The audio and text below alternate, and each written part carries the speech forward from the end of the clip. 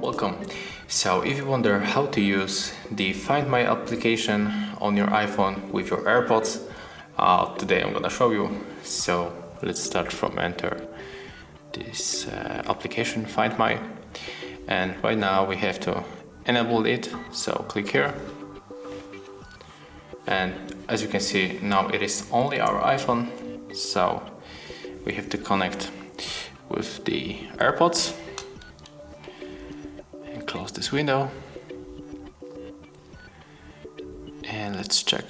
Okay, so right now we are connected, so we have to go back again to the Find My, and here we are with our AirPods HardReset second generation.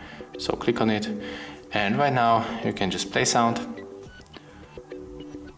to find one of the AirPods, or just check the direction and track your AirPods.